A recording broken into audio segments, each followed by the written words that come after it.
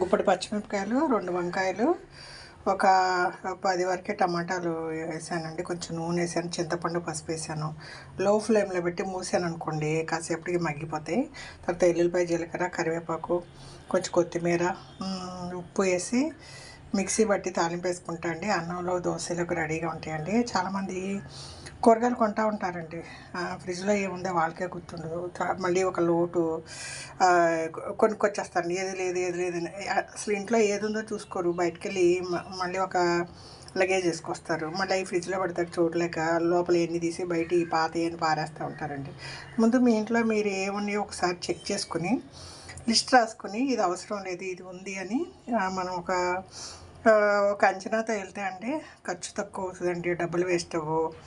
తర్వాత మన ఇంట్లో ఉన్న వస్తువుని మళ్ళీ మళ్ళీ కొనకుండా, మన ఇంట్లో ఏది ఉందో అది రాసుకుని అది కొనకుండా మిగతా మనకి ముఖ్యమైన వస్తువులు కొనుక్కుంటే కొంచెం కొంచెం కొనుక్కోవాలండి. ఊరికే కొన్ని ఫ్రిడ్జ్ నిండా తోసేసి మళ్ళీ ఎండిపోయినాయి పారేసి కొత్తగా కొనడం అవి చేయకూడదు. ఫ్రూట్స్ అయినా తెచ్చండి. నలుగురు కూర్చున్నప్పుడు కోసి ప్లేట్లో పెడితే తల ఒక ముక్క తింటారు.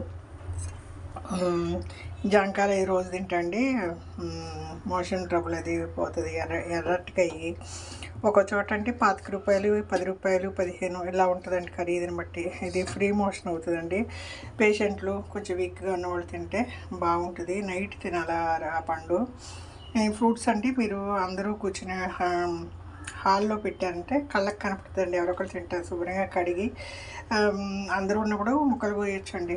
లేదంటే కడిగి ఒక చాటు పెట్టారంటే ఎవరికైనా కావాలంటే ఏమంటే వాడుకుంటారు. మీరు ఏదో ఫ్రిడ్జ్లో ఆ మూలన దోస్తారనుకోండి, మీరు కొన్నవి వేస్ట్ అనమాట. ఆ రోజు కొన్నవి ఆ రోజు తింటే బెనిఫిట్ అండి. నేను పొద్దుట మామిడికాయ పప్పు వండి అరటికాయ ఎగిరేసానండి. ఇప్పుడు నైట్ టిఫిన్కి ఏదో 2 వంకాయలు ఉన్నాయి ఫ్రిడ్జ్లో.